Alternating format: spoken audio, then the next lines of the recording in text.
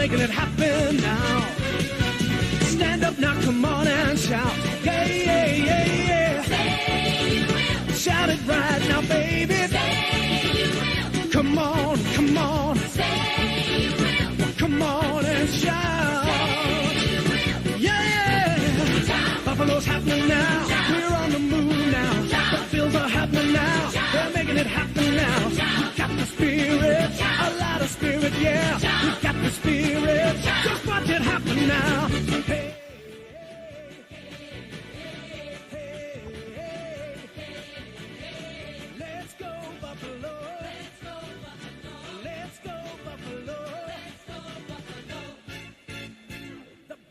Ladies and gentlemen, welcome to another edition of the BF Tailgate.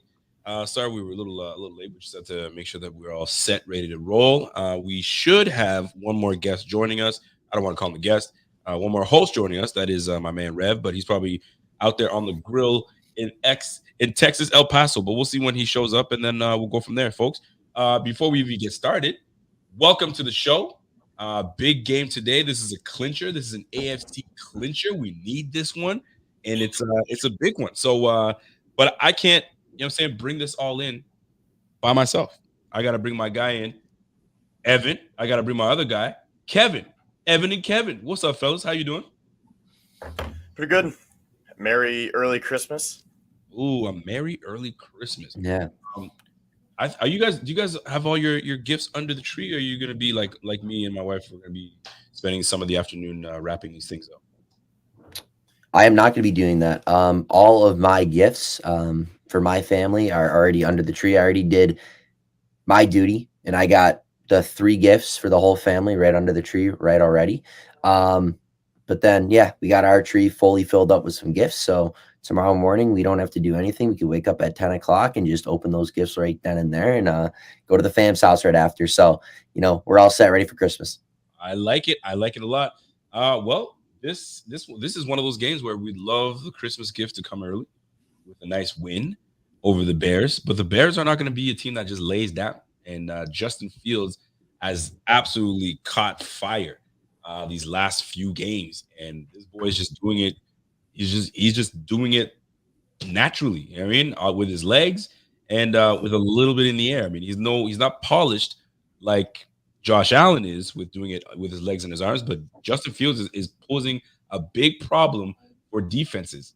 How will the Bills?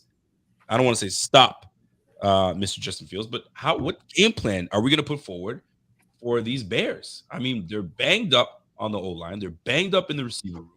Some would say this is just going to be a beatdown, but when you have Justin Fields, it won't necessarily be a beatdown. He's going to keep his team alive. What is it that you think that this team has put forward for game plan to slow down the red-hot fire Justin Fields? I'm going to start with my man, Mr. Kevin Syracuse. What's going on, man? Talk to me. I said Evan. So I think the big question today is, will the Bills play 4-3? Will A.J. Klein be out on the field more or Taron Johnson? And I could see both. I don't think it has to be 100% A.J. Klein or 100% Taron Johnson, but I want to see them mix in some different packages because even if Taron Johnson's on the field, let's not forget, I don't want people to get too mad. It's like, oh, why don't we have a third linebacker? Why is Taron Johnson out there? Justin Fields is very shifty. And he goes from east to west very quickly and north to south. Mm-hmm. So Taron Johnson probably has a better chance to stop him on the perimeter in terms of that.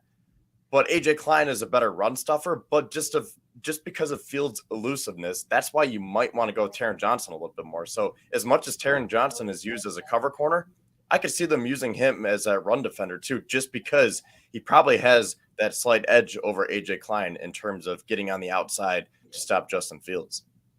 I kind of like that angle that you took there. But it's this game means something to the Bills. So I think they're going to try to put the best matchup possible to take away what the Bears do well, and that's the run. They run the ball well. So back in the day when we knew all Josh wanted to do was run. If he didn't like what was in the pocket, what they did was, you know what, we're going to wide nine your ass. We're going to keep you in the pocket. We're going to force you to throw. And he's had to grow up and grow as a passer. Justin Fields, we might have to do the same thing. So I like the fact that you keep Teron Johnson on there because he's a willing tackler. He will get in the dirt and go after you, but we have him in coverage just in case they want to pull a stunt. So I like that. I like that. I like that way of thinking, Evan. Evan, what do we got, man? How do we slow down a Justin Fields, or is it even possible he's just going to go off no matter what? We just got to contain him. Well, here's the thing. You can have the perfect game plan to stop a quarterback like Justin Fields, but if just one thing, with the linebackers or with the defensive line and in the back end goes wrong, Fields will see that and he'll take off and let one loose. But at the same time, I'm going to have to kind of agree with Kevin here and go with that the Bills are going to, more likely than not stay in a base 4-3 because you're going up against a team in the Chicago Bears that likes to run the ball more than they like to throw the ball. And if you like to run the ball more than you like to throw the ball in the weather that they've been playing in, coming up to this game against the Bills, with the weather conditions that we have this afternoon, they're probably gonna have to run the ball a little bit more than they normally like to do, and they already run it over 50% of their plays. So you're probably going to want to stay in a base 4-3 look. Yes, you're still going to play Taron Johnson out there. You're still going to have that nickel look just because Taron Johnson is so versatile, and McDermott and Frazier just love Taron Johnson, and rightfully so. He is a willing tackler. He is a beast. He does a lot of good things for this Bills defense. So you're still going to see number 7 out there, but the Bills are going to have to be in a little more of a base 4-3 look with 3 linebackers out there just because the Bears are willingly going to try to run the football more. And you would like to have 3 base linebackers out there for the basic run looks they're going to give us. So does he scare us that much that we have to alter our defense? I mean, have we not played scarier quarterbacks? Lamar Jackson being one of them. Did we have to, we shift and do all these things and move things around? No, I think we just played disciplined football. Not in this weather, though. I don't think we've played a quarterback like this in this type of weather. Like when we played Lamar Jackson. Yep. We played Lamar Jackson twice. We played Lamar Jackson in 2019, which was a decent weathered game. And yes, we did play Lamar Jackson in a poor-ish weather game in the playoffs, but it wasn't like this. And they were still trying to throw the football in that game. And you could still kind of run your base nickel defense, your base 4-3 nickel with Taron Johnson out there. But just with the weather conditions and the team you're going up against, again, this is a team that just loves to just run the football down your throat, whether that's with their running backs or with the quarterback and Fields. You're probably going to be in a more base 3 linebacker look for most of the game. And then you'll sprinkle in the Johnson nickel defense in there here and there. So here's the thing with tinkering with the defense. I'm not opposed to it. I kind of like it.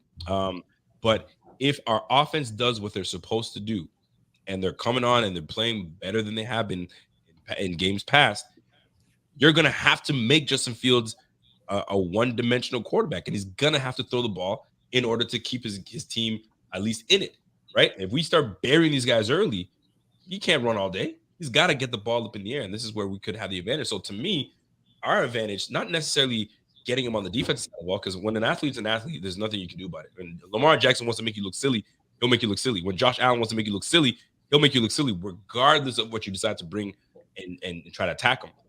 We need to make sure that we put points on the board on that defense.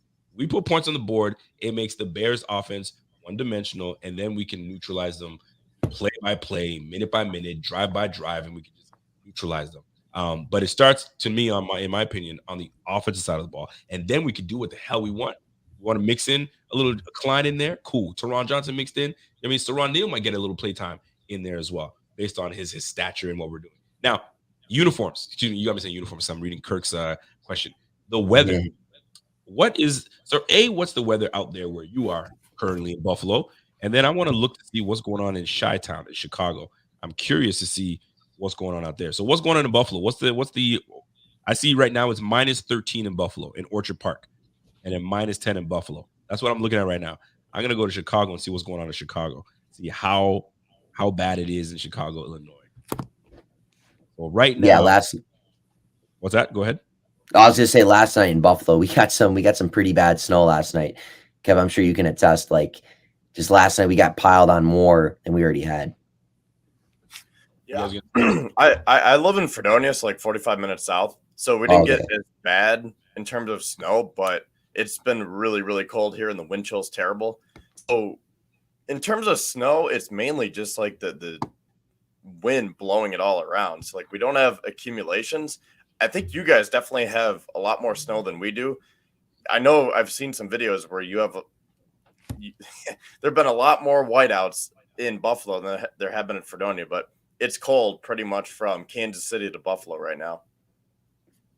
So here's the deal. It's no different in Chicago than it is in Buffalo. Really. They're both looking at, well, in Orchard Park it's minus 13. Buffalo, I mean, I guess there's a difference in terms of like where, I mean, it's different because you just said you're in Fredonia. I didn't get hit as bad. And then somewhere else gets hit crazy. So Chicago right now, it's minus 13, but the winds are pretty hectic. Right now, you're saying the winds are up to 38 kilometers. So 38-kilometer winds. You guys deal by miles. I'm not trying to do mathematics right now. Me and Evan did it yesterday, and it racked my brain. I'm not in the mood right now. But nonetheless, it's probably 40 miles. I don't know how y'all deal with that. But anyway, either way, it's gonna be windy, and that's why we have someone called Josh Allen, the Winter Soldier, because he is able to cut through the winds. It doesn't matter, and it matters sometimes. If people talk about, well, it doesn't, and I'm in that boat, but I'm conflicted sometimes because if you can play, you can play, whether it's in 100-degree weather or it's in minus 10. If you can play, you can play. Is it going to affect you in a way? Absolutely, it's going to affect you. And drafting a guy like Josh Allen was absolutely important because he's already used to this type of weather. He knows how to deal with this. He doesn't have to get ready. He's already ready to play in these conditions, right? When you have a guy like, we'll use Tua just for the joke of it. Tua talking about, it snows in Alabama, this and that. Like, these guys are affected by it.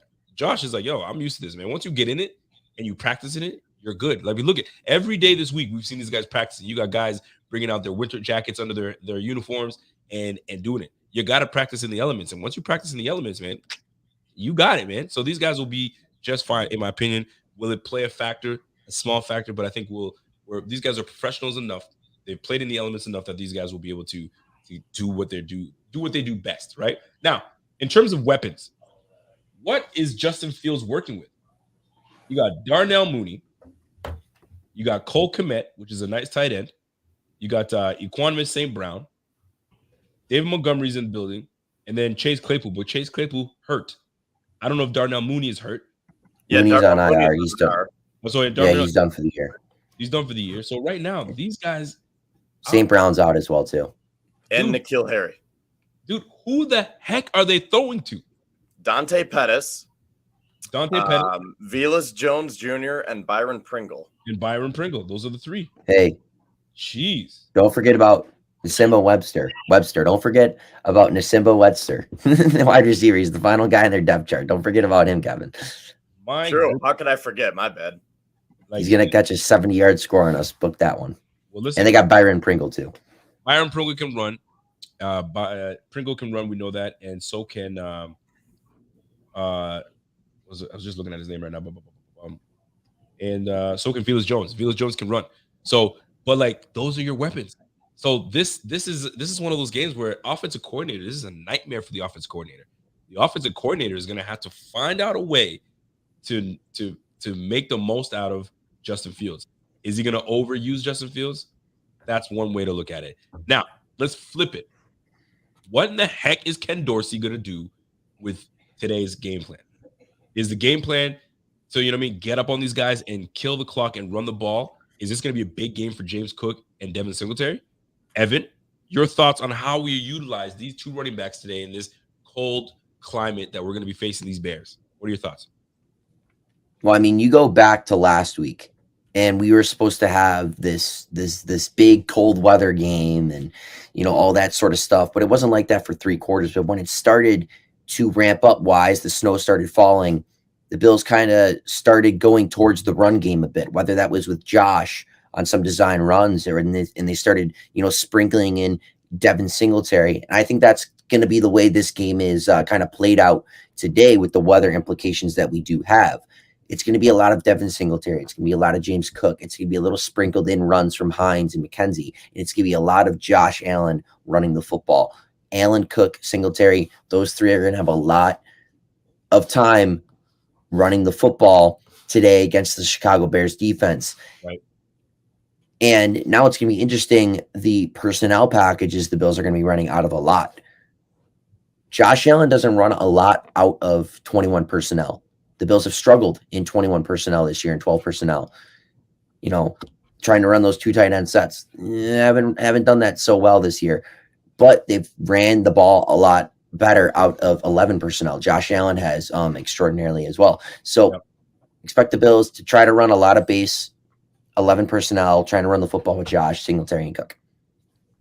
Listen, man, I'm looking at this defense, this Bears defense, and they have one of the least amount of sacks in the league. They're at 17 sacks total. 17 sacks total. Fellas, that's not good. And right now, their leading sack artist is Jaquan Brisker. Their safety is their leading sack artist. So I'm sorry, man. Like, this defense, forget about what Justin Fields is going to do. This defense is going to have to, they got a lot to deal with in terms of Josh Allen. This game should be a game that the Bills handle quite easily. Should be. Defensively, no one scares me. Eddie Jackson, obviously, a great player on their squad. He's probably one of their better guys. But, like, for the most part, man, ain't nobody on that defense standing out. So, and they might be looking at like, well, you know what? They're going to count us out, and this is where we come in and trap their ass and make this a trap game. I really hope we don't make this a trap game. I hope that we just stomp these Bears and send them packing. But we'll see. We'll soon see how this works out. And 3 sacks? You got to be kidding me. Interceptions. Their leading interception has got 2. Sorry, excuse me. That's Eddie Jackson with 4 interceptions. They got 11 interceptions all year. And Eddie Jackson's out too. He's done for the year. Yeah. Oh, I don't know. Like, this poor Bears. I feel bad for them. I really do, because they got a talented quarterback. If they can really build around this quarterback, they can be good. But this is just not their year. And this is a nice game for us to clinch. We just got to get out of there healthy and without any issues, and we should be good to go. Now, let's dive a little deeper into this, what type of team that we're dealing with. So these guys are putting up 20 points a game. All right? They're putting up 20 points a game. When it comes to their third down efficiency, they're 44% for third down efficiency. They're even worse on fourth down efficiency. So offensively, this is a game where we should just be able to take care of bad teams, right? Listen, Kirk says bad teams always look like Pro Bowlers when we play them. Well, because they're playing up, right? They know, okay, this is one of the better teams in the league. So let's see what do we have to lose? Let's go all out and let's see how we can play well against these guys. We just can't come in as Bills fans and these Bills players come in and like, yo, we're just gonna wax the team and walk off, right? They're gonna give us their all. But I'm looking at this team like, what exactly do they do well? And their opponents are scoring 25 points a game on them, so they're losing by a margin of 5 to 6 points a game. They're letting their opponents complete almost 50% of the third down percentages. Like, we should be able to take care of business against this Bears team. Now, I ask you this, and this is probably a tough question for you guys. Does anything about these Bears scare you? Anything? Well, one thing that I'm not sure if we've mentioned yet, they are number 1 in rushing. They are averaging 187 rushing yards per game. But on the flip side, they are dead last in passing. They only have 137 passing yards per game. So between that and the weather, the Bears are going to want to run the ball. I mean, that's a given. And especially with the wide receivers that we were saying are out, the guys that Justin Fields is throwing to, it's like Josh Allen's rookie year when you have Andre Holmes, Kelvin Benjamin, Robert Foster. Nothing against those guys, but Justin Fields has nothing to work with today. Cole Kmet is probably his best option. I think Khalil Herbert got designated a return from IR. So he has some pieces, but I would think between that and the weather forecast, it is going to be a run-heavy game.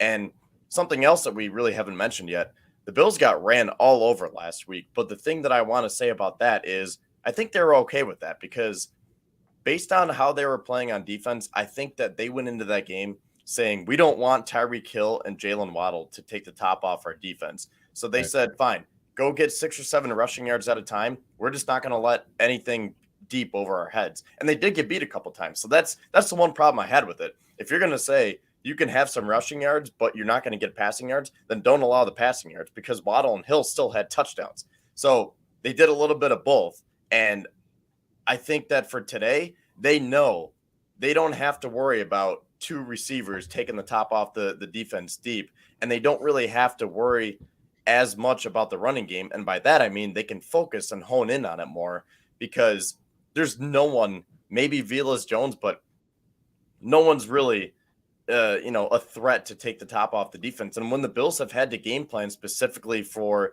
a tough running back, Derrick Henry, the Ravens rushing attack, I'll even throw Najee Harris in there, they've stepped up to the challenge. So I think today the game plan is literally stop David Montgomery, Khalil Herbert, and Justin Fields, and you should be fine after that.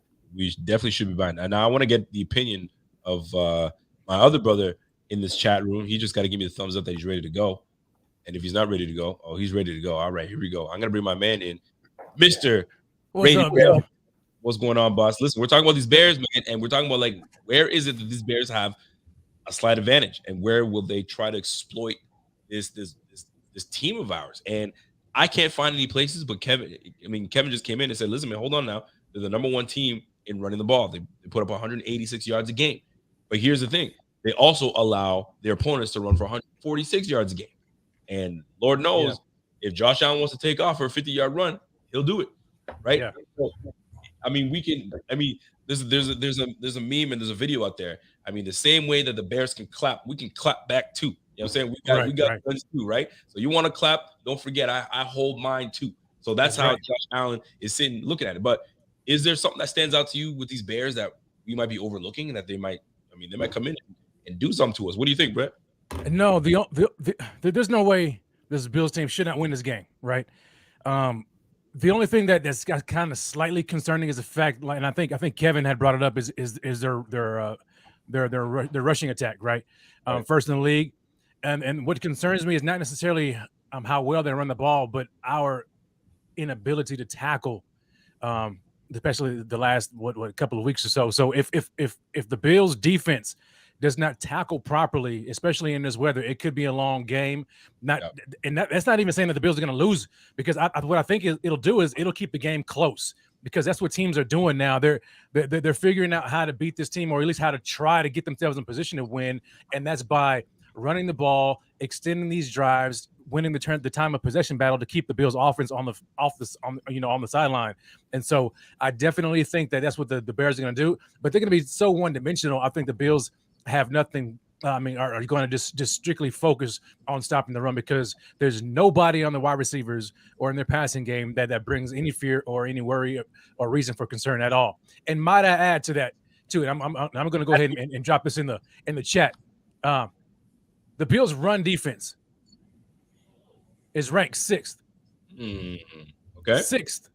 The Bills' run defense is ranked 6th in rushing yards per game. So as much as we kind of like to poo-poo or point the fact out that man, they've been looking bad here the last a couple of games, they're still top 10, edging on the borderline of top 5 in rushing yards per game. So when it's time, the Bills, I think, will definitely strap up. And I think, Kevin, you brought this point up as well. Like last week, that was by design, right? The run, that was by design. Their focus was on Tyreek Hill and that passing offense, and so they were willing to give up some runs in the run game.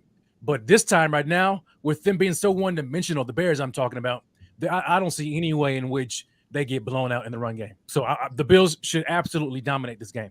And I'm gonna step in a little bit more and look at the statistics on the Bills side. And we're looking at the Bears and their third down efficiencies. They're 44% in third down efficiencies, and even worse on fourth down. Yeah. Here's the deal: the Bills, their opponents, we're keeping our guys down to 39%. All right, 39% is what our opponents are scoring on third down efficiencies. We allow too many big plays on fourth down, but you know what? Sometimes that's going to happen. But it's about third down, getting these guys in third and long and getting the F off the field. So we're getting our opponents at 39%, so less than 40%. And if you're below 40%, that means you're not a very good team in terms of downs. So we have a great advantage in forcing these guys into third and long, second and long, third and long. And you got no choice. You got to put the ball up. And this is where your discipline comes in. Because if he doesn't see anything he likes, he's taking off. He's going to do exactly what we know he's going to do. He's going to take off. So here's my question. And I don't know if anybody mentioned it earlier, and maybe they did. Do we spy? Is he that dangerous that we account for one person to spy on Justin Fields? Evan, go ahead and take that, man. I already see you. Yeah. Yeah. I think it's definitely worth throwing a spy on Justin Fields at all times. I mean, I don't know if you want to keep a guy like Milano or Taron Johnson as a spy when he's on the field. If you're in a 3 linebacker set, I don't know, maybe you just keep Tremaine Edmonds, just stick right in the middle of the field, or maybe you just kind of keep Milano because he is, your most athletic linebacker. But if you're in a base nickel defense, maybe you kind of shadow Taron Johnson here and there, just in his zone coverage look, just, on his guy on some shorter flat routes. And then he's just kind of spying on just a little side as well too, Justin Fields. But again, it's those situations where, again, 2nd and long, 3rd and long, that everybody has to be disciplined when Justin Fields has the ability to take off, because it's not only that the spy has to stay aware for a guy like Justin Fields, it's the safeties, it's the corners, it's, the defensive linemen that have to come back and rally up to him as well. But you got to spy Justin Fields. You can't overthink it. You just got to put a guy on Justin Fields to, allow him not to just take off willingly and freely. Mm-hmm. Well, that goes back to what I was saying earlier with Taron Johnson. And we were talking about AJ Klein being that 3rd linebacker and playing more of the base 4-3 defense. But if you want to use Taron Johnson because of his lateral quickness, then that could be an option where you leave him out there as a spy, because Klein is a good run stuffer, but that's when everything is funneled up towards the middle. But if you want someone out in space, Taron Johnson is probably better at making that open field tackle. And that's where they might want to use him, because Justin Fields is so good out in space. And it's not even necessarily that you're just going to take Taron Johnson as a legitimate spy, but like what Kevin is saying, Taron Johnson, just lateral movement, is probably the best inside player to keep up with a guy like Justin Fields. And then you could still have that spy, whether that's Edmonds or Milano, but you just have Taron Johnson out there defending those flat routes with the ability to get back into the middle of the field and tackle a guy like Justin Fields, just because he is so quick laterally and he can get back into the play. And he's a willing, hard tackler, not trying to down on a guy like AJ Klein. But if AJ Klein's a little bit out of the play, I don't think AJ Klein's getting back into the play to keep up with a guy like Justin Fields. But I would willingly bet more times than not, Taron Johnson would get back in there. But it's going to be interesting to see just what the looks the Bills give us on defense today. I like it. Now, I'm going to switch up the tone a little bit. And I was listening to one of our favorite analysts in the NFL that we all listen to, and that is Nick Wright. I was listening to Nick Wright, and he was disappointed that our quarterback, Josh Allen, made the Pro Bowl. Yeah. And I'm going to play the audio. Excuse me. Because I'm not going to do it justice by just playing, by just telling you what he said. But I got to play the audio, and I just find it interesting how, and I get it. He's a super hater. He is, but it's actually it's comical, because he puts the time in to look these things up and really get in there and explain himself. So let me find the audio, and I want your thoughts on the audio of my friend Mr. Nick Wright on Josh Allen and his Pro Bowl. And he feels that Josh Allen doesn't deserve the Pro Bowl because if you're looking at it statistically, he was beat out by Tua. If you're looking at it in another way, he was beaten out by. So he makes a claim. So let me find this audio. And as I look for this audio, I got to ask you guys a question, and then I'm going to play the audio. Pro Bowl.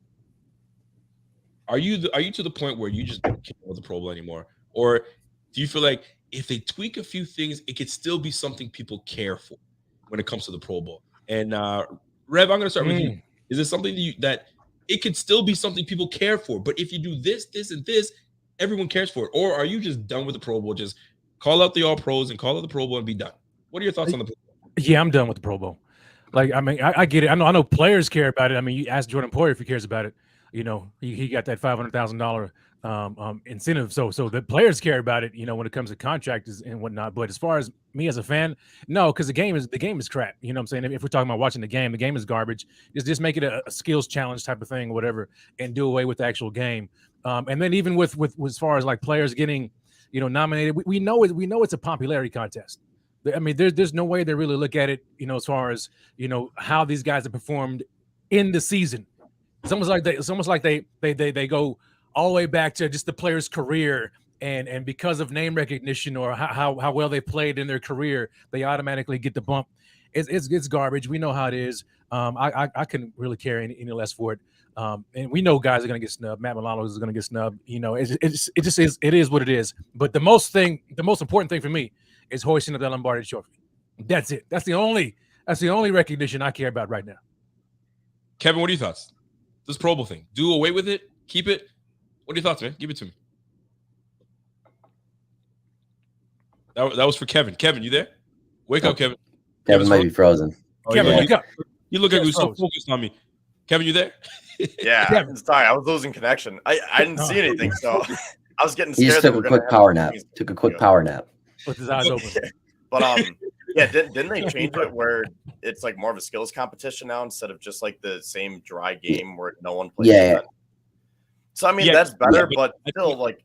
What can we do to improve it? Like more things that you can improve it. Like, is there any specific things that you'd like to see more? Because the game is done with. They haven't been taking the game seriously for the longest time. So, what is it that stands out to you that they could really improve this thing to make people still care about the It program? needs to stop being a popularity contest because Matt Milano should have been in over TJ Watt.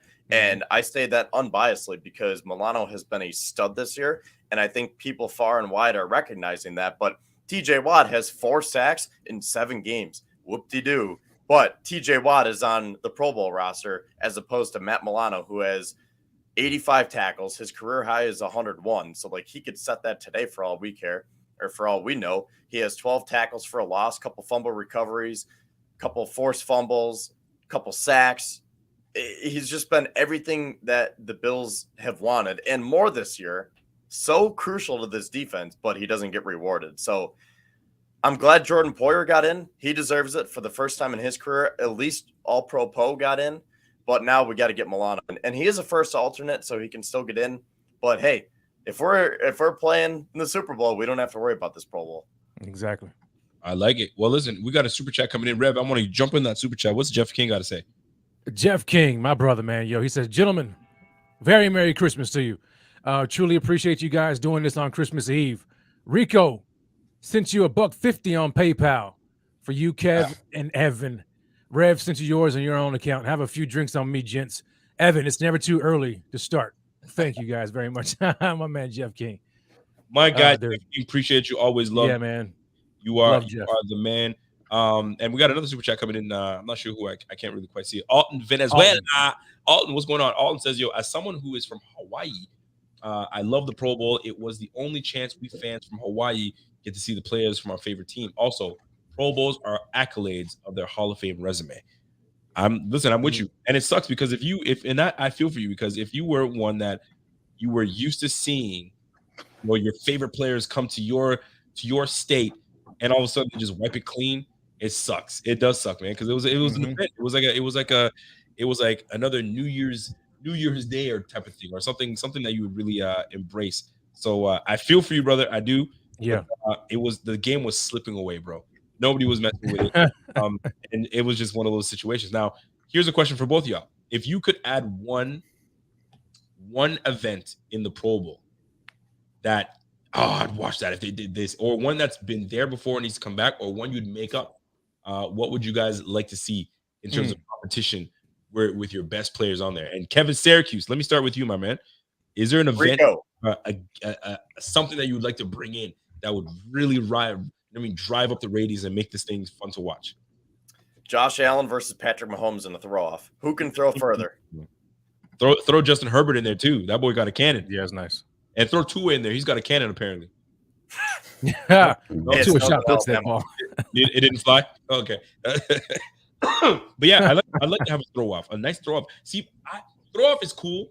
They've done that before, but I like where they got little targets driving by, and you got to hit the targets. I'd like to see how accurate these guys are, right? Guys that we talked about that weren't accurate in the day, we have to see how well these guys can deliver.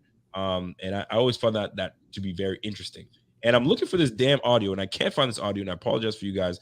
And I really wanted to play it, but anyway, it's not there anymore. But Evan, you were talking to I wanted to get Evan's chance on Pro Bowl. What would you bring into the Pro Bowl if you had a chance to?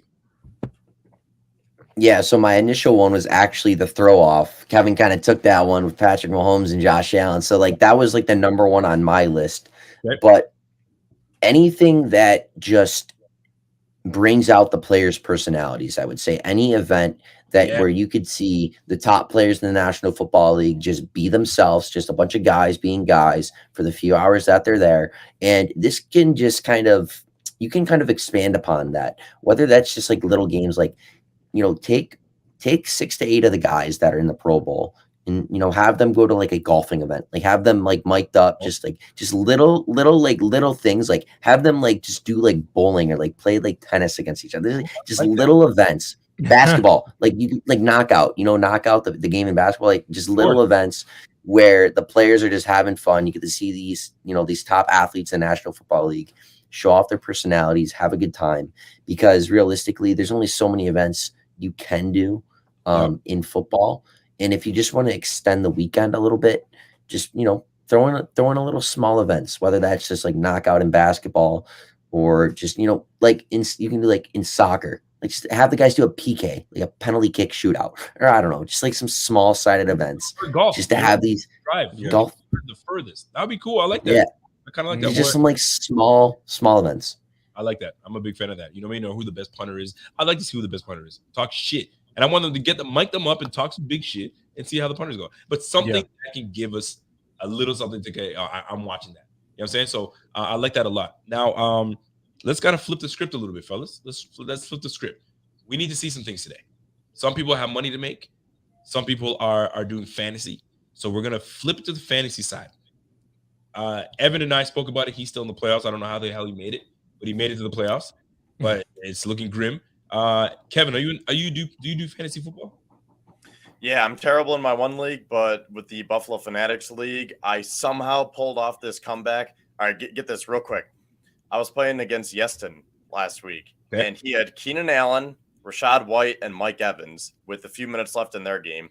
I had Joe Burrow, Joe Mixon, Mike Williams, and Daniel Carlson with a few minutes left in their games. And I was down about 15 to 20 points. I'm like, okay, even if I get points, he's probably going to get some points too, right? And I'm still going to lose by 15 to 20. He got no points. Mike Williams, with that game-winning drive for the Chargers, literally walked it off for me. I beat him by like 1.3 points. So now I'm going up against Zach. And I don't know if this is where you're going with it, Rico, but I'm going to flip it on you guys real quick. What do you guys think about the weather? Because I have Daniel Carlson as my kicker, and I picked up Graham Gano because he's kicking in the dome. I picked up the Browns defense because I don't think Andy Dalton is going to do anything with that Cleveland wind. So this week is very, very challenging from a fantasy manager perspective because the weather is just so bad in 2/3 of the country. It's bad. It is bad. You got to go with the dome, man. It's like somebody was asking me, do you take Justin Fields or do you take Herbert? Herbert in a dome versus the Colts, I got to take it. Justin Fields out all day long. I like Justin Fields. He's been on fire, but you got to go with Justin Herbert in the dome that's redeeming himself from a horrible week last week. And we were talking about like what it looks like outside. Well, it is cold, but these brothers are out. I don't know if you guys can see my screen, but this is what it looks like in Seattle right now. And these boys are out there ripped up and ready to go. I don't know if you can you guys see that? Are you guys able to see that? Yeah, we can see. Look at these boys, man. These boys are out there, and that's craziness to me. They nuts. And it's cold. And I don't know where Seattle. I think where's Seattle playing? Seattle's playing in Kansas City. That's in Kansas City, yeah. Kansas City ain't warm, but these boys are out here trying to get the elements and trying to do what it is. I don't know if that's DK Metcalf, but that boy is swole like you wouldn't believe it. Look at these boys go, man. Deep down the leg, mother effer, it is cold, boy. Yeah. But I'm out here. Look at that's these DK boys right there in the back. And ready to roll. I think that's what, Kenneth? Kenneth Walker ready to roll? Yeah, maybe. Holy, you know what I'm saying? So, like, listen, they're trying to get their skin right. They're trying to get they're getting the elements. So, like, they don't want to be affected by this cold because Kansas City is going to bring it. And if Seattle can come in and upset the Kansas City Chiefs, that would be I would love it. Smith making the Pro Bowl. This would be a wonderful time for Geno Smith to step his game up and say, yo, I got you guys. Let me handle it. And we'll see how this plays out. But boy, these boys are ready to go. They're ready, man. Them dudes are huge. Yo, they're jacked up. And listen, Chicago's not looking any better. I'm giving you guys my Twitter feed. So forgive me if you see some things that are not football related, but yeah, man, here they are. Listen, Isaiah Hodgins looking to have a big game today. We'll see how that plays out. But yeah, man, it's a cold day, and we're sitting at the comfort of our own homes, and how warm it is. So it's gonna be really nice. Then Venezuela comes back with a super chat. Says, "Hey, back in the days when I was a kid, Pro Bowl weeks were lit. They had events throughout the whole week, signings for the fans, 40-yard dash, all those fun events, and even practices for all the fans. Yeah, they did that. They even had bench press. What lineman can bench press the most? Like those are dope. They don't have those things anymore. Yeah, it's just what it is, man. Somebody threw something in here about it. They said a lineman tug of war. Yeah. Lineman tug of war. Yeah, offensive. I would love that, man. Defensive line. Yeah, you know defense D line. Yeah, running backs versus linebackers. You know what I'm saying? Yeah. DB versus receivers. That would be dope. So yeah, like that would have people going. You know what I'm saying? It'd be crazy, man. If you want, I think the players now they're just so concerned about like I'm not going to get hurt over something that's irrelevant. You know what I'm saying? So why even risk it? And that's what kind of just threw the whole fun out of the. Well, listen, we could even make it even spicier if we kind of put a bit of Squid Game into all this stuff. So you pull on that, you dump into like a thing full of slime.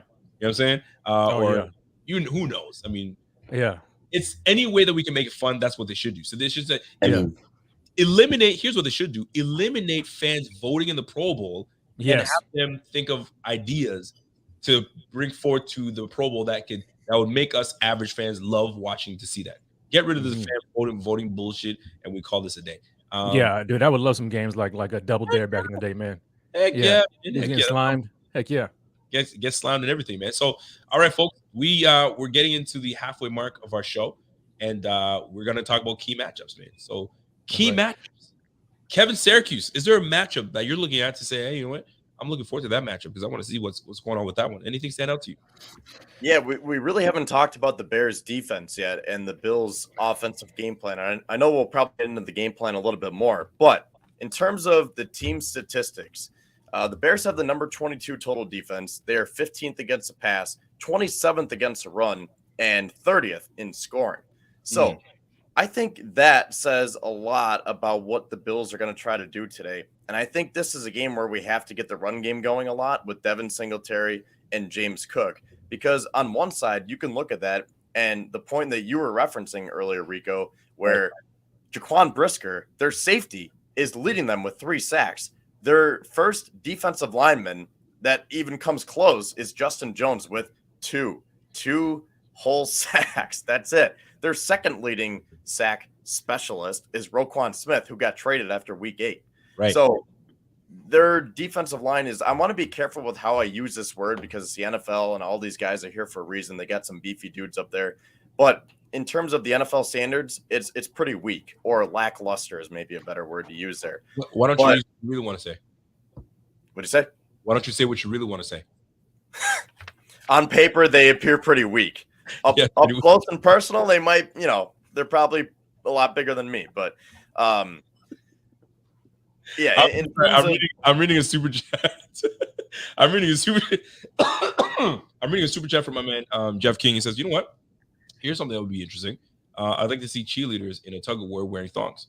Let me see that thong. He's talking about Cisco. Play that Cisco track and let these young ladies go at it. Or what we can do is put the thongs on the mascots, and Jeff gets best of both worlds. He gets to see thongs." And he gets to be a tug of war. And then that way, we're good to go. We're good to go. I appreciate that, Jeff. Jeff, Merry Christmas. He's a fool. Merry Christmas to you, man. To Amy says, looking forward to Bees getting some first downs today. And I predict a Pro Bowl. Pro Bowl will have a pick. Pro Pope will have a pick. If they throw the football, that's for damn sure. But you know what? I'm actually curious. I'm curious to know your thoughts on that. Cole Beasley brought up once again. Is that a matchup that you'd like to see? Who's available? And is he going to be impactful? Because last game, he wasn't impactful. I started him, and thank goodness he got me something because I would have lost that game. But is he going to be a bigger part of the game plan today? What are your thoughts on Cole Beasley being brought up for the second time? I'm going to go first real quick just because I want to finish my previous thought. Yeah. But I think this is a game where you could look at that and say, well, the Bears don't have a lot of sacks, so you could drop Josh Allen back and throw a lot. But I just think it's too hard to do that. Now, let's not forget Mitch Morse is out, so you're without your center. Yep. So that's going to be a key loss in terms of matchups, the Bills' offensive line versus the Bears' defensive line. But based on the numbers, they are pretty poor against the run. The weather's going to be bad. So I think that this is a game where you use a running game, and then the short passing game is an extension off of that. So I think someone like Cole Beasley is going to be a key component of this game today. And this could be a game where we could really shake the rust off with Cole Beasley and, try to work some of the wrinkles out as we move forward, because next week against Cincinnati is not a game where you're going to want to try different things. Like, it's going to be full force against Cincinnati. And I'm not saying that they can take plays off today, but if you're going to try to ease Beasley back into the lineup here, I think today is a good day to do it. I like it. I'm going to switch it up. I'm going to go keys to the game. Rev, what is a key to this game, or do you have keys to this game? Let's look at these. Wow. Keys to this game would be for the Bills. Number one, they have to stop and run, right? Stop and run, and the game is basically over. So stop and run, and then offensively, just don't have any mistakes, right? Don't go into this game with mental lapses and looking past this team, thinking that you're going to go straight to the Bengals on Monday night. No, handle business right here. Keep it clean. Do whatever it takes to win the ball. To win the game, even if that means handing the ball off and running it. Just do whatever you have to do to escape this place with a W, and we'll be fine. I like it. I'm gonna keep this one. Keys to the game. Ev, what do you think our keys to the game in this one is? Yeah, my keys to the game in this one are just pretty plain and simple. Win the line of scrimmage battle, and that's for offense and defense. You're going to want to establish the run on the offensive side of the ball with Devin Singletary, James Cook, and sprinkle in a little bit of Josh Allen here and there. But to do that, you're going to have to win the battle at the line of scrimmage on offense. And then defensively, we all know that the Chicago Bears want to run the football. Yep. And if you're not winning the battle at the line of scrimmage, you're not going to be able to stop the Bears running the football, because it's going to kind of, be like Miami in the first quarter last week. If you're just letting them get through your initial four, that's going to make life a lot harder on your linebackers. And you have to have your safeties and your corner stack coming in and tackling. And you don't want that to happen. You want your front four to stop the initial rushing attack and allow your linebackers and some of your safeties and corners to drop in and tackle and make some plays on the Bears rushing attack and Justin Fields. Like you mentioned, Kevin, they're number one in the league for a reason. They're going to try to, push the pace on us with the run. And they have Khalil Herbert back as well off IR. So they have another running back in their backfield to deploy on us. I like that a lot. And by the way, just a weather update for Canadians that are in this chat. So right now in Chicago, it is -7. It is 7 degrees, but with the wind chill drops to -14. So it's gonna be nippy. So for Canadians that are in here going, well, -14 degrees Fahrenheit, that's -26. You know what I'm saying, in Celsius. So that's nippy. If you in the -20s and -25 to -30, it's cold. Right now in Saskatchewan, Western Canada, right now these guys they got hit with -40. So that is cold. Listen, you throw water in the air, hot water in there, that's snow completely. Turns into snow. That's how cold it is out there. So I do not envy playing football in this type of weather, but this is the beauty of the NFL, and this is why they ask to get paid the money they get paid, because they get to play in this type of weather, and we sitting here with our hot cocoa, some wings, and we watching this game. So we talked about the keys to the game. Let's talk about bold predictions, right? And let me start with my man Rev. Rev, you got a bold prediction for this game, man? Now there's a different bold prediction, and then there's a hot take. Hot take is like I'm talking big shit, but there's a hot take. Maybe it can happen. Bold prediction is close, but it's very close to happen. It can't happen. What do you got? Let me think. Yeah, bold prediction. Let me think. And if you don't have one right now, we can always move to Let's go around the horn real quick. I hate y'all, man. We got Rev, Kev, and Ev. That's crazy, man. Let me go to Evan right now. Evan. So are we doing a bold prediction and a hot take, or just one? We're gonna do one, and then we're gonna do the other right after. So bold prediction. All right. My bold prediction is that in this game, Gabe Davis gets 2 touchdowns. Now, he's not going to have a huge stat line. But down by the goal line, If you're in the red zone down by, the 5 or 6 yard line, you're not going to run the football. Try to throw that fade ball to Gabe Davis. And I'm also saying that because he may or may not be on my fantasy team. Well, Josh Allen to Gabe Davis for 2 touchdowns. He might only have 30 or 40 yards, but 2 touchdowns and a big Bills one. Ooh, I like that. All right, Kev, talk to me, man. Bold prediction. My bold prediction is that the Bills are going to run the ball more than they're going to throw it today, and they are going to have 200, maybe even 300. Is that too much? Maybe 250. Maybe I'll split the difference, go right in the middle, 250 rushing yards. You might want to save that for your hot take instead of your bold prediction. True. It is what it is, because don't forget who our offensive coordinator is. That's Ken Dorsey. He don't give a damn. He'll throw the ball. If it's freaking 150 degrees, he'll throw the ball, and if it's minus 96, he's gonna throw the rock. He's gonna throw that, right? So that's what he does. And let me go to my man. Yo, listen, I gave you enough time. Yeah, I'm good. I'm glad you said what you said about Dorsey, because you just teed me off. I'm gonna say his bold prediction is probably as likely to happen. I'm gonna say Josh Allen's gonna throw for 300 plus yards today in this cold weather.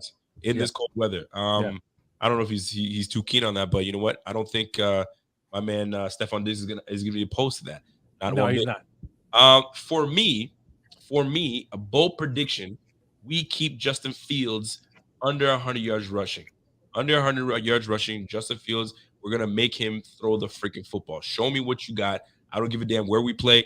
You're going to have to show me that you can throw to Darnell. No, sorry. You're going to have to show me that you can throw to Chase Clay. Shit, no. You're going to have to throw the football. You're going to have to throw the football to somebody. You know what I'm saying? And we are going to force you to do that. We're going to take away what you like to do. And under 100 yards rushing, I'm going to even go bolder. Under 80 yards rushing for Justin Fields. He will not rush for more than 80 yards. Let's go to hot takes, man. Evan, I'm going to right back to you. Hot take. I'm talking about. I don't even know if I want to say this, but I'm going to say it anyway. Anyone that was listening to Rev's show on Thursday knows that I was on there. And, Rev has this little segment called On My Mama. Hey. And my On My Mama take was that James Cook was going to have 2 35-plus yard rushing plays or touchdowns. I'm trying to remember what it was. Rev, back me up on this. Was it touchdowns or just plays? I think it was plays. Plays? Yeah. But I'm going to actually up that and make it 2 40-plus yard rushing plays for James Cook today. That is my hot take. James Cook is going to not only have over 80 yards rushing, but it's going to be from 2 40-plus yard rushes. Ooh, yay. Well, nice. I like that. So right now I'm in a dilemma. I have a flex spot that I don't know who to fill it with. Do I fill it with Isaiah Hodgins versus Minnesota? Do I go James Cook versus the Bears? Or do I go Deion Jackson splitting time with Zach Moss? You know what I'm saying? In that game. So I'm and Cook, I don't know. I gotta decide on that. Hot take. All right, Rev, you what, man? You said you don't want him to take it. Not me. What's on your hot take? Yeah. All right. So my hot take is this. Mr. Kingsley Jonathan, defensive end, just got called up. Okay. Is going to lead this team today in sacks. He's going to have at least 1, maybe even 2 sacks off the edge. And everybody's going to be like, who the heck is Kingsley Jonathan? And you're going to find out who he is today. Hey, don't let him get 2 sacks, because then everyone's going to be like, oh, that's our replacement for Von Miller. Everyone's going to be like, who's that guy? For that. Evan, you see, you got me, Rev, Kevin, Evan, all that stuff. Kev, are you going to stick with the 150 yards rushing today, or do you have another hot take? Yeah, it's along the same lines, but I'm going to say that Josh Allen is going to have over 100 rushing yards. And something that I don't think we've mentioned yet is he is tied with Dan Marino right now with 170 total touchdowns, which is the most by any player through their first 5 years. So 1 touchdown, rushing or passing, Allen will set the record for the most total touchdowns through a player's first 5 seasons. So I think Allen is going to have a huge day because, Rev, you're talking about how Dorsey just loves to use him, and it doesn't matter the weather, and they're going to use his arm. Yeah, I think they're going to tone it back slightly, but just because they love using him so much, it's going to transition from his arm to his legs today. Ooh, that's not bad at all. Actually. That's not bad at all. I guess I got to give my hot take and bold prediction at the same time. Bold prediction, really. It's a tough one. I think bold prediction. I think Dawson Knox is our leading receiver again. And I think he's on fire right now. And he's got 2 games that he's been playing well. And I think they've built a chemistry that these guys are going for it. So 100 yards receiving for Dawson Knox and 3 touchdowns for Dawson Knox. I think he goes 3 touchdowns, 100 yards receiving, has a monster game. So if you have him in fantasy, Sweet. might be a game that you want to take Dawson Knox, because I think this is a perfect Rico. game. Dawson Knox. Are you one of those NFL script writers? Just kind of saying out the script for Dawson Knox? Hey, listen, I'm not. It's not about the script writing. It's just I feel like this might be a game. This might be. He knows something we don't. I don't think so, bro. If he has a huge game, yo, listen. If you don't have him and you want to put some money on him, take Dawson Knox right now. Hot take today. The freaking Bears keep it close with us because we just can't deal with it, and this becomes a Tyler Bass game. I don't want it to be a Tyler Bass game. But this Tyler Bass sets franchise record for field goals in the game to keep us going. What is that? I don't know what the hell I'm saying right now. Just making sure. If there's a hot take, let me scrap that. I don't want to do that. I was trying to be funny in that one. But hot take. You can keep it along the lines of Tyler Bass kicking a 65-yard field goal in his win. I want to keep Tyler Bass in it, but you know what? Yeah, give him the longest field goal. Yeah, it's gonna be windy. Today's gonna be windy, so we get the wind at our side in these frigid temperatures. What is it? 60 is 68 the longest field goal? Because I know it was 63 used to be. It's 6. I'm pretty 66 by Justin Tucker, right? So it's got to be a 67-yard field goal by you know what? There's my hot take: 67-yard field goal hit by Tyler Bass, and he stays in history for the longest time ever. That's my hot take, and then we'll go from here because we're nearly done our show. And then we go with our score predictions, and this is where now before we go to our score predictions, I do have to give a shout out to a partnership that we have. Let me scroll on back because I just lost my script here.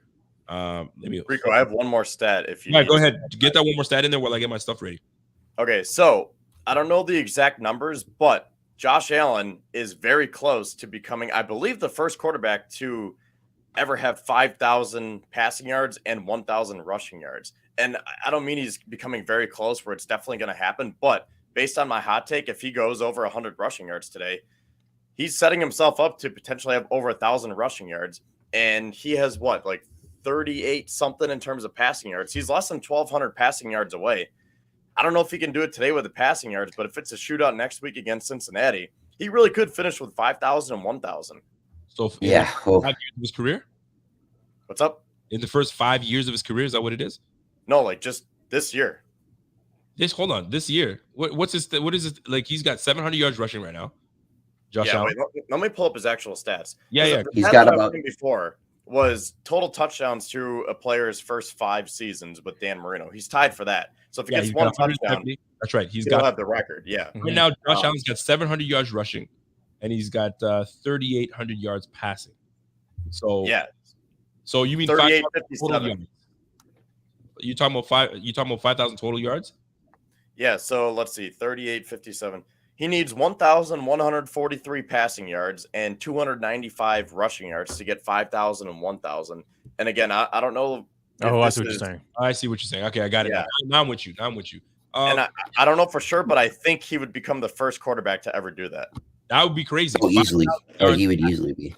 5,000 yards passing and 1,000 yards receiving. That's MVP caliber league. Like, it has to be. Yeah. That's the greatest season of all time from a quarterback. That would easily be. If you could throw for 5,000 yards, and I don't know if he's throwing for 5,000 yards. Let's keep it a buck here. He's probably gonna mark up around 4,500, which is still a hell of a season. 43 to 4,500. Yeah, I'll give it to him. 1,000 yards. I don't think he's hitting 1,000 yards either. But that would sound really great. That sounds really great. But nonetheless, that's pretty crazy. I mean, he's gonna get that in Dan Marino stat, and that stat stood for the longest time.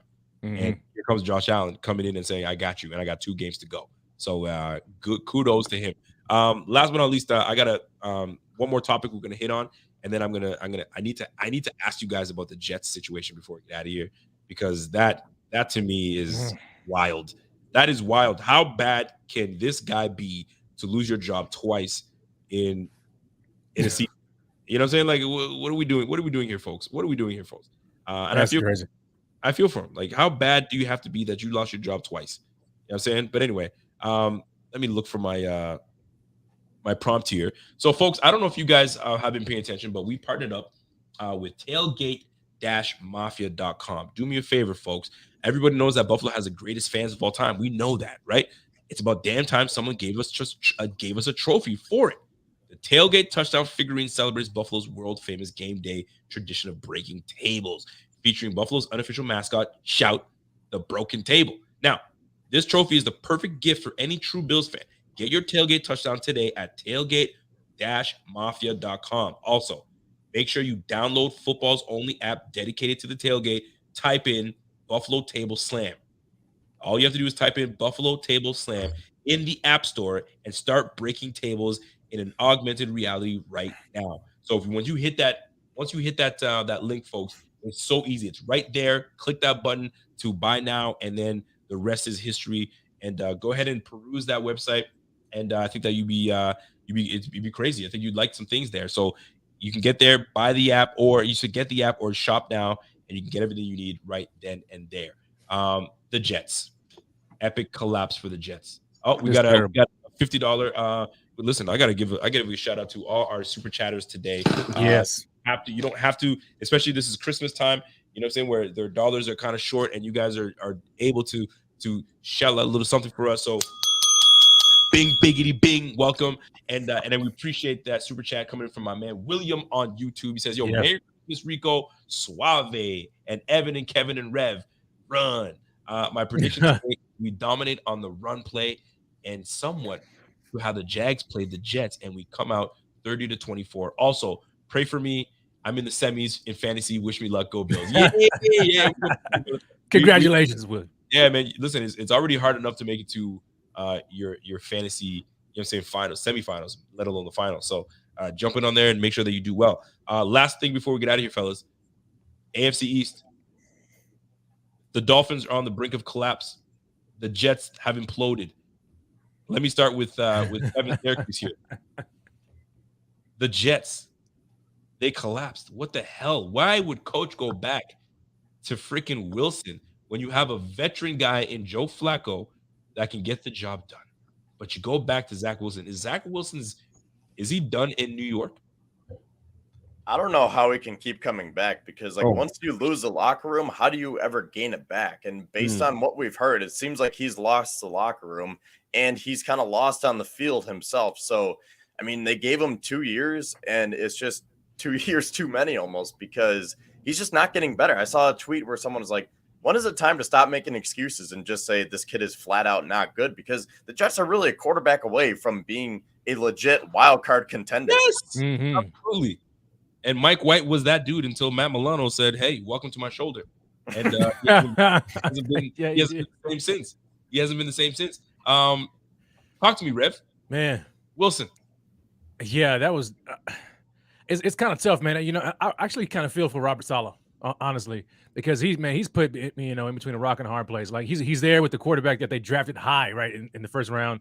He has to play him to at least show that he's giving this guy chance after chance, but he's not good enough to cut it, right? And so they can't just outright be like, you know what, this guy's, and move on from him without showing at least the ability to let him get back on track.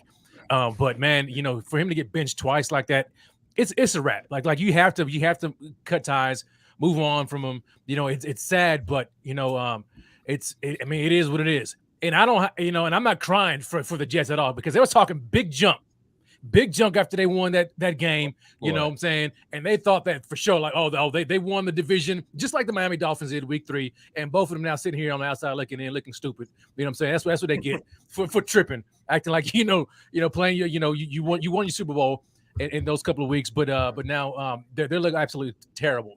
And Robert Saleh, man, look, he has to go to vet. I mean, might as well just stick with Flacco, ride this thing on out because they have nothing else to do from here on out. Zach Wilson looks like a bust, absolute bust. We know it. You guys remember his face? When they drafted him and he was sitting there like in between all these other guys and he's kind of looking like completely out of place, like trying to button up his suit. And he was way out of place. At that point, I was like, this guy's not. He's not it. He's a pretender. He's not it. But to Kev's point, though, man, like the Jets, they are legitimately one quarterback away from being a playoff contender, and so they have to figure it out. They got to figure it out. And listen, I'll say, man, he's trash. Zach Wilson is absolute trash. Listen, the look on his face doesn't give me competitor whatsoever. No. You're like, yo, who is this guy? Like he doesn't look the part. No. Doesn't play the part. Nothing about that boy's game shows me that he's that dude at all. And the Jets fans and the Jets players in that locker room, like, come on, son. Like, I don't know how the hell they got to 5-2 wins at the beginning of the season. Oh, actually, the defense.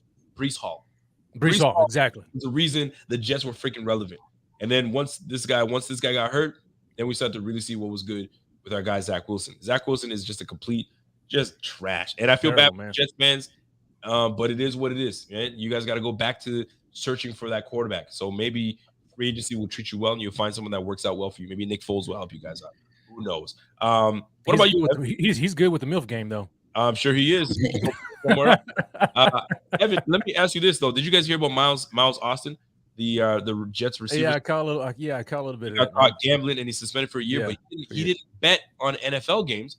He bet on another sport, and they still suspended him. That's stupid. So the rule is players are allowed to bet on other sports, but when it comes to executives and coaches, they're not allowed to bet at all. How effed up are those rules, man? Golly, NFL, dude, it's crazy. What a mess. Evan, Zach Wilson, man. Do you have a take on Zach Wilson? Or are you just like, yo, I'm done with that guy? That guy's a bum. Well, I mean, you look at Zach Wilson, and once in a while, he'll make a couple of these throws that just kind of wow you. When you go back to his pro day from BYU, he had that one jaw-dropping throw, and that was a big part, in my opinion, why he kind of got bumped up a little bit to get taken number 2 overall by the Jets. But at the same time, he tries to recreate those throws in games. And you can't do that when, there's guys in your face while you're in the pocket. There, when he made that throw in the pro day, there's not defensive backs down there. It's just you and the receiver. Now it's not just you and the receiver. It's you, a defensive end in your face, the receiver in the corner. And he's throwing these footballs. There's inaccurate. He's making bad decisions. And even against the Jets on Thursday, I thought Wilson started out pretty good. Yep. He looked downfield, saw his read wasn't there. Then he checked the ball down. He did that for the first couple drives. But then he just got out of that rhythm and started playing like the old Zach Wilson we all know and love. The Zach Wilson that's going to drop back and just throw ducks and terrible footballs and, cost his team wins. Terrible. So the thing with Zach Wilson, he's not even close to playing a full 2 years yet in the National Football League. He's missed games with injury. He's been benched. He's really only played about a year and a quarter, maybe a year and a half. So teams, normally a quarterback should be given 3 years. Zach Wilson will be lucky to even get 2 years. Listen, he's lost the locker room, and somebody said it. They said, this reminds me of when Brett Favre lost the locker room for the Jets. I think it was the Jets or the Minnesota Vikings. I can't remember what it was. I think it was the Jets. Lost the locker room. Zach Wilson lost the locker room. And it all started, and here's the crazy part. This all started when they said, should you take accountability for – Oh, yeah. And he said, no. No. And that was it. That was the downfall. That was it. Yeah. They looked at him differently ever since, and then his game has never really made everybody forget about what he said. And that was it. Poor guy. And the Jets will be the Jets, and that's what it is. Folks, we are an hour in, and we're about to end our show. We need to do our last segment, which is score freaking prediction. And Kevin Syracuse, I know you have a wild score prediction for us. So what do you got in terms of wild score prediction? Or maybe it's not a crazy-ass score prediction. It's just a regular one. What do you got for score prediction, buddy? There he is staring at me. And Kevin's stuck, just looking. He's staring at me like he's so paying attention to us, and he's like, I don't know what to say. So we're going to move on to my man, Evan. Give me a score prediction. What you got, buddy? Yeah, okay, there we go. All right, Kev, score prediction. I was good at first, but then it started buffering. All right, anyways, I think the weather's going to play a factor today. So I don't think this is a game where the Bills can put up a 40-burger, but I think it's a game where the defense is going to dominate, and the Bills will get their points. I think Allen's going to have a rushing touchdown. I think James Cook is going to have a rushing touchdown, and I think Allen will have a passing touchdown. So I'm going Bills 27-10. 27-10. And hold that thought, because I love the fact, and I said this earlier, and I loved it because I did the same thing with who's that reporter, Jerry Sullivan, when he lost his job on his day off. On his day off. So you're not even working when you lost your job, man. Craig, how do you lose your job on your day off? Well, listen, Zach Wilson, how do you lose your job twice? Look, it's Saturday, man. I'm gonna get you high today. So yeah, man, my man Zach is he's gonna be sitting on the bench, man. Terrible. Score prediction, my man Rev. What you got? Oh man. Well, it's gonna be a doozy, man. I'm gonna go ahead and go with it. Like when I was saying earlier about Josh Allen having about 300 yards passing. I'm gonna go ahead and predict that the Bills are gonna put up some points. I think the Bills 28, Bears 10, 28-10, maybe. One away from me. Yeah. 28-10 is what I'm thinking. I think the Bills are gonna put some points up on the board today. 28-10. Let Kev go. Let Kev go. Don't want to be frozen anymore. All right, Evan, what do you got for a score prediction, big fella? All right. I think that the Bears are actually going to fight back a little bit and try to put some points up on the Bills, but I think the Bills are going to create a couple turnovers and get some good field position and score that way. I have the Bills winning 32-23 in this game, winning by 9 points. I got the Bills winning, not a close one, but just enough to, edge out Chicago in the Windy City. Man, 37-31. Wow. Shout out to my man Manny Dial. I don't know what Manny Dial is smoking out there, but he thinks that the Bills are going to allow 31 points. But I love Manny. Manny's dealing with the cold out there out west. Manny, how cold is it out west? Because I know you live out in Alberta, so I know you're freezing your tail off, or Calgary. But 37-31 for a team that only scores 20 points a game and for a defense that only allows 17 points a game. Right. 31 points is wild. But it is different. The weather's different, so you never know what can happen. But I'm not buying 31 points from the Bears. I can't do it, and I won't do it. For me, the score is going to be I think I'm onto something with Dawson Knox, man. Dawson Knox goes off over 100 yards receiving, 3 touchdowns, and I think the Bills go up 38-17, right? We keep it around the same mark. They score a touchdown, a couple field goals, and keep it there. 38-17, Bills win, and we're back to, putting up 30 points and back to that team, right? My man P Money is I don't know how well he's feeling. I don't know if he's gonna go today, guys. If you think that Pierre is gonna be live after the show, we're not sure. Pierre, are you gonna be live? Give us a thumbs up, yes or no. If it's not, you guys are not gonna see big fella going heavy with the liquor shots and all that stuff because you guys have killed him. It's all you guys, Bills fans. You did it to him. He's been drinking, and now he's all sick. Too much. I think he was on that Douce. That Douce got him all messed up. So we'll go from there, folks. So what'd you send me? Pull up that Yeah, let me do that right now. Give me a second. Let me roll. Yeah, because my audio won't work. He said, "Oh yeah, I'm in." There we go, Kingpin. He's in. Oh shit, he's in. This guy's a trooper. He's like, he doesn't want to feel the people. He's like, I gotta do it. He's going to die for y'all too. You know what I'm saying? If Pierre dies on screen, that's y'all. Y'all did it. If the Bills get like a pick six, I can't imagine. Yeah. All right, so I'm playing a little audio for you guys. If you guys can see my screen, I hope you guys can. Is it coming up on the screen? Perfect. Yeah. So let me think. Like, oh, we got it. Let me just open this up real quick. Hey, come on in, fam. So hold on. Let me give you the audio first. So you got. It's just right for us. Yes, ma'am. It's just right for us. Yes, ma'am. Let me tell you that's cap. That's full cap. Old as shit. His balls are shriveling. He's talking. It's too cold for them. It's just as cold for us because we're freezing. Don't get in the shorts, man. Yo, hey, the Brahma Bull, man. Yo, he don't get cold. Exactly. Give me 1 second. What's up, lady? Oh, that's funny. What's that? We'll do. Well, come on over and say hello. Get your ass in here, guys. I want to show you my daughter. This is my big girl. She's gonna be she's gonna be turning 20 in February. Woo-hoo. Oh, nice. And she's a big Bills fan. Just nice. Like that. In here. Oh, wifey's in here too. Everybody wants to come on here. Come say hello. Don't be rude. Get your ass in here, girl. Get your ass in here, girl. So your daughter's the same age as mine. Yeah, man. Yeah, because mine will be 20 in June. Look, she's coming to bug me. She's like, Daddy, we need to fix our fantasy before the game starts. So you need to get up. So we got to fix our fantasy. So on the flip side, most people are like, yo, you got a 20-year-old daughter? That's crazy. Yes, I do. Yeah. Show your face. Don't you hide from the people. Show your face.